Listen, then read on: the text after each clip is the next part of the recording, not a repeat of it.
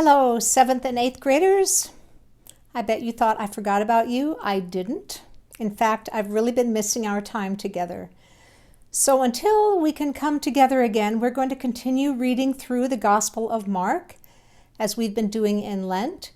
And if you haven't already, make sure you have downloaded the worksheet, just like the ones we've been using, from our website, holytrinitymarshall.com. Under the Christian Education area, you'll find the confirmation page, and there you can click and download the worksheet for this week. So if you haven't done that already, why don't you pause so that you can do that and have that in front of you as we're going along, and then you don't have to go back and watch this again. Oh, just a couple of things I wanted to tell you. I'm in my little library here at home, and a couple of pictures on the shelves on the lower shelf here. This is our daughter Margaret when she was a senior in high school. She was on the varsity volleyball team, and this is the photo collage that they put together for senior night.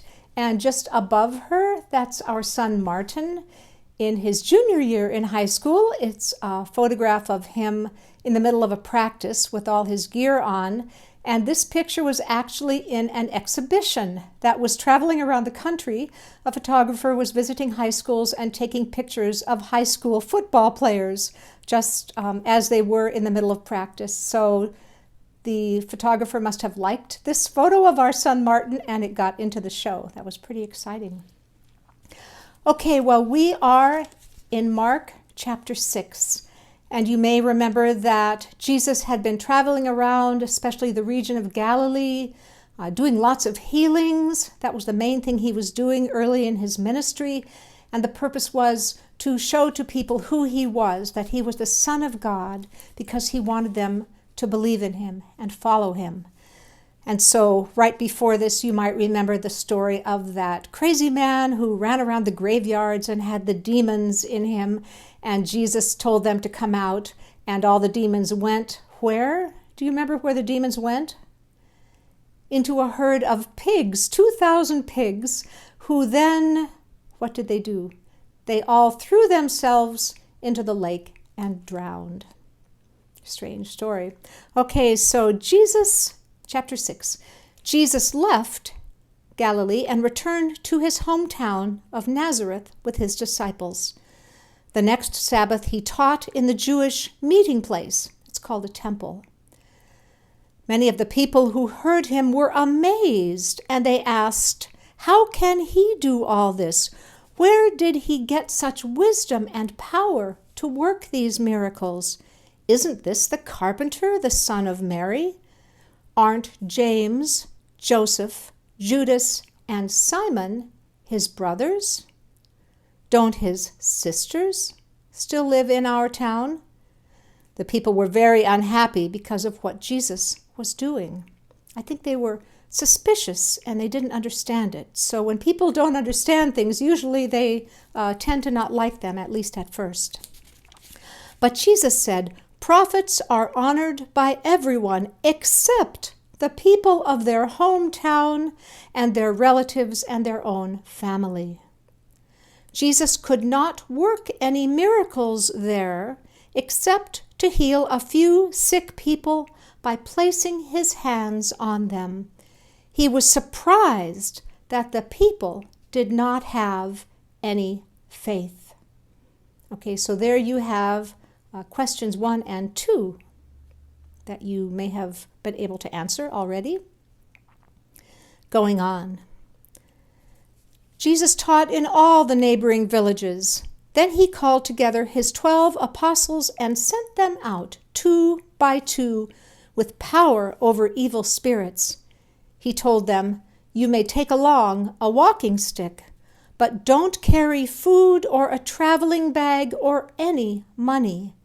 It's all right to wear sandals, but don't take along even a change of clothes. When you are welcomed into a home, stay there until you leave that town. If any place won't welcome you or listen to your message, leave and shake the dust from your feet as a warning to them. And I've known people that when they were in a town and for whatever reason it wasn't friendly, they made that symbolic gesture of shaking the dust from their shoes as they left. The apostles left and started telling everyone to return to God. They forced out many demons and healed a lot of sick people by putting oil on them. So we had question 3 in that little section. Jesus became so well known that when Herod the ruler heard about him, he was suspicious. Some people thought Jesus was John the Baptist, who had come back to life with the power to work miracles. They thought John had come back to life. Others thought Jesus was Elijah or some other prophet who had lived long ago. But when Herod heard about Jesus, he said, "This must be John the Baptist. I had his head cut off, and now he has come back to life." So now we're going to hear about how that happened to John. Herod had earlier married Herodias, the wife of his brother Philip. But John had told Herod, "It isn't right for you to take your brother's wife." So in order to please Herodias, Herod's wife, his brother Philip's former wife, Herod arrested John and put him in prison. Herodias, Herod's wife, had a grudge against John and wanted to kill him. Well, she had a grudge because she didn't like what John had told her husband about her. But she could not do it because Herod was afraid of John and protected him. He knew that John was a good and holy man. Even though Herod was confused by what John said, he didn't understand it. He was glad to listen to him, and he often did. Finally, Herodias got her chance when Herod gave a great birthday celebration for himself and invited his officials, his army officers, and the leaders of Galilee. The daughter of Herodias, whose name was Salome, came in and danced for Herodias and all the guests. She pleased them so much that Herod said, "Ask for anything, and it is yours." Well, she must have been under the influence of her mother. Herod went on to say, "I swear that I will give you as much as half of my kingdom if you want it."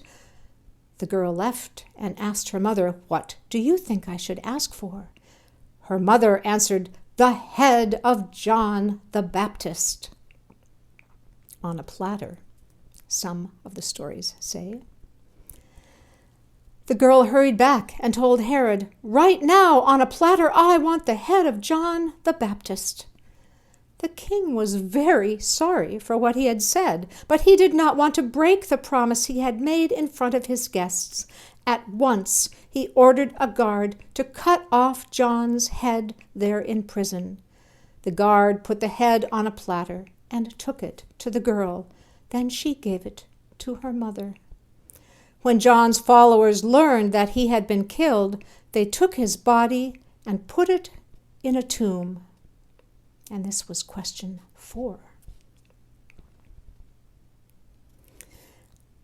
Many of you know this story that's coming. After the apostles returned to Jesus, they told him everything they had done and taught. But so many people were coming and going that Jesus and the apostles did not even have a chance to eat. Then Jesus said, "Let's go to a place where we can be alone and get some rest." They left in a boat for a place where they could be alone.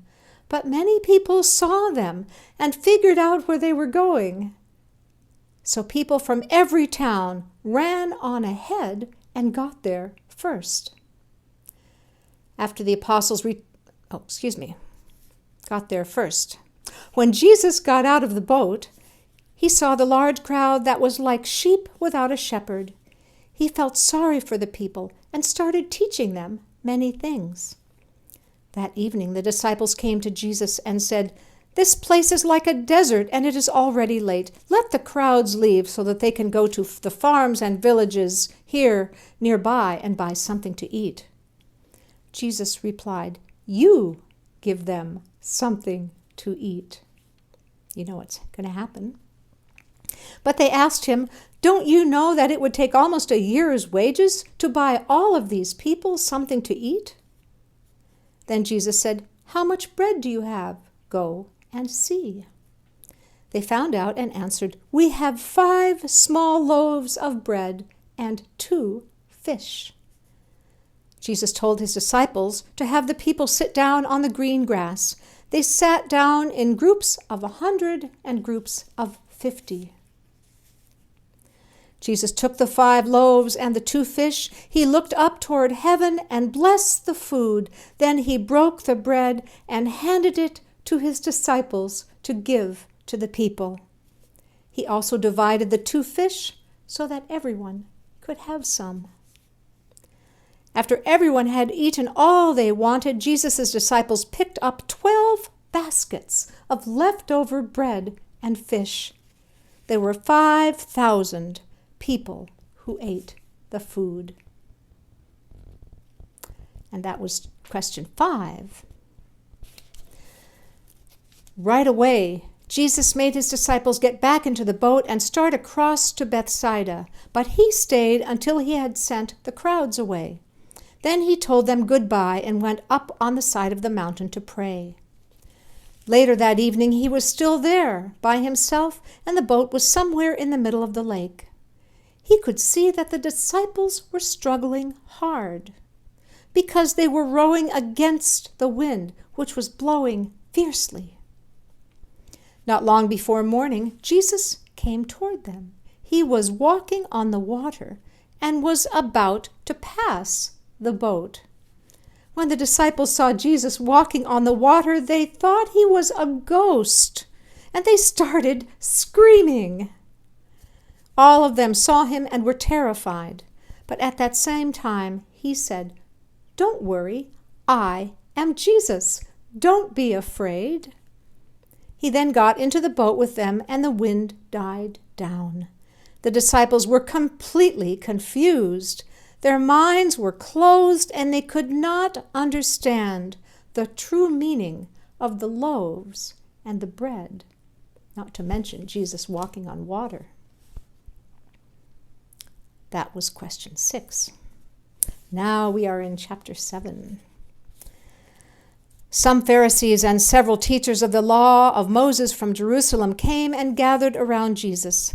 They noticed that some of his disciples ate without washing their hands first. Now, just a note, we know that we are to wash our hands as often as we possibly can. Whenever you go by the bathroom or a sink, be sure to wash your hands with soap and water. Soap is much better, of course, than hand sanitizer, and sometimes you may even go out of your way to wash your hands an extra few times. You can't do it too often to stay healthy right now.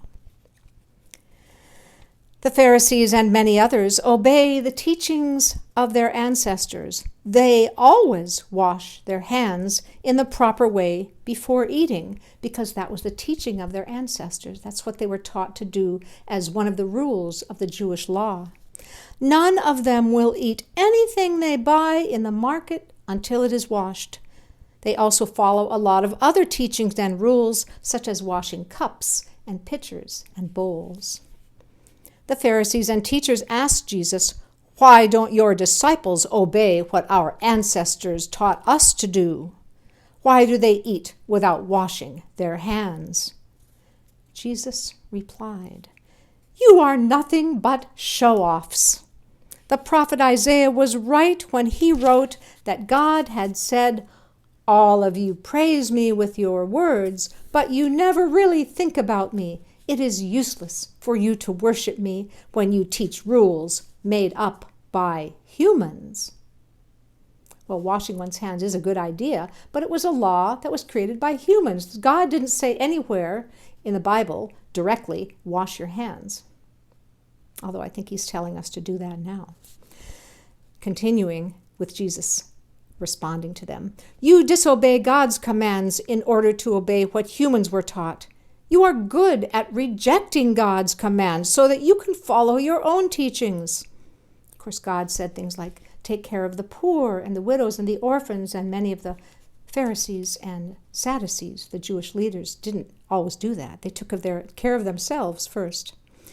Jesus said, "Didn't Moses command you to respect your father and mother? Didn't he tell you to put to death all who curse their parents? But you let people get by without helping their parents when they should. You let them say that what they own has been offered to God. You won't let these people help their parents, and you ignore God's commands to follow your own teaching. You do a lot of other things," Jesus told them, "that are just as bad."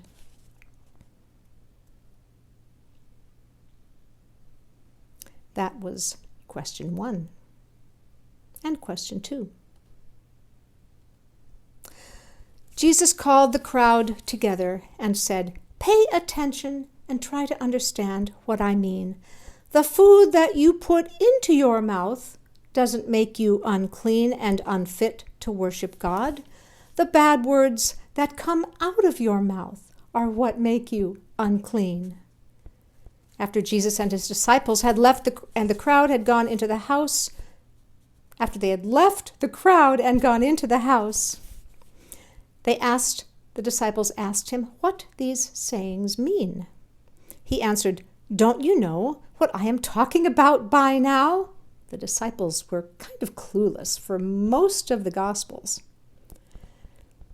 "Don't you know what I am talking about by now? You surely know that the food you put into your mouth cannot make you unclean. It doesn't go into your heart, but into your stomach, and then out of your body."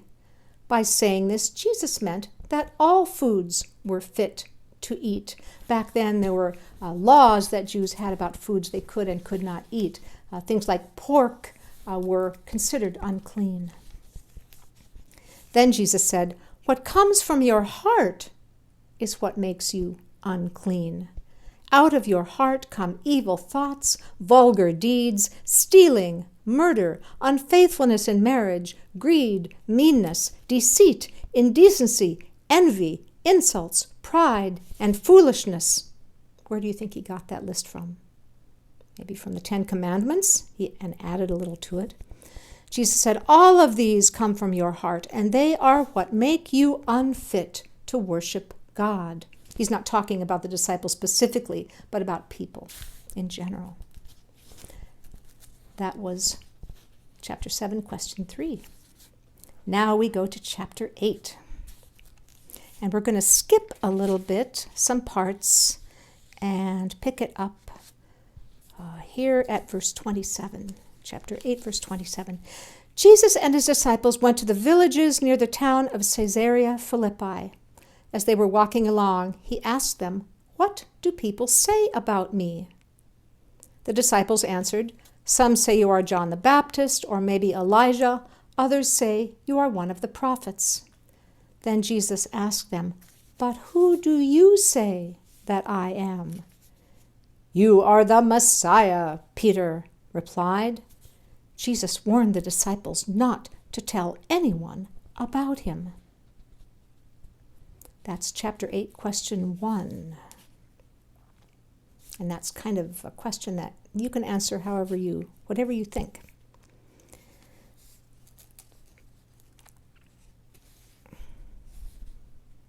Jesus then began telling his disciples what would happen to him. He said, "The nation's leaders, the chief priests, and the teachers of the law of Moses will make the Son of Man suffer terribly. He will be rejected and killed, but 3 days later he will rise to new life." Then Jesus explained clearly what he meant. But the disciples still didn't understand. Peter took Jesus aside and told him to stop talking like that. He didn't want Jesus to be tortured and to suffer and to be killed.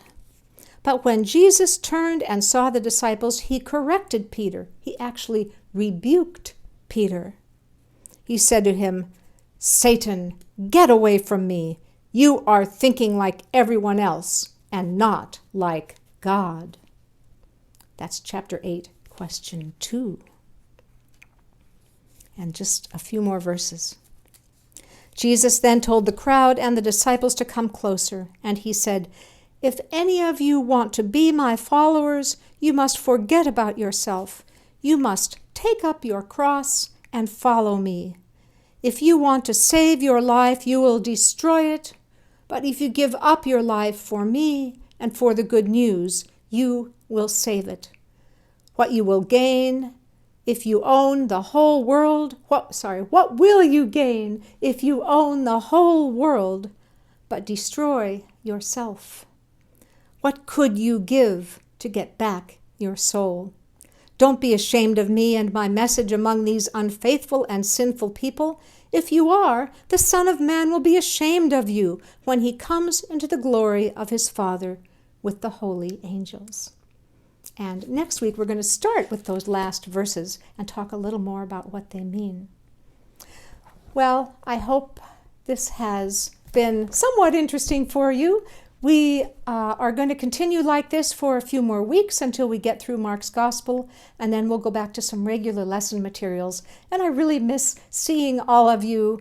The joy of this experience for me in confirmation has been to interact with you, and I don't get to do that right now.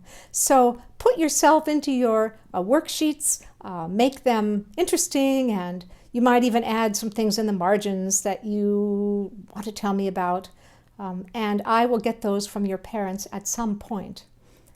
And until then, go on our website when you can. There's a lot there. There are our worship services are there, and there's things to do with your families, and we're trying to be there for you in whatever way we can right now. We can't meet in the building, but we can meet online. So that's the best we can do, and I hope it's good enough for you. Well, God bless you all, and I will see you again next week. Take care.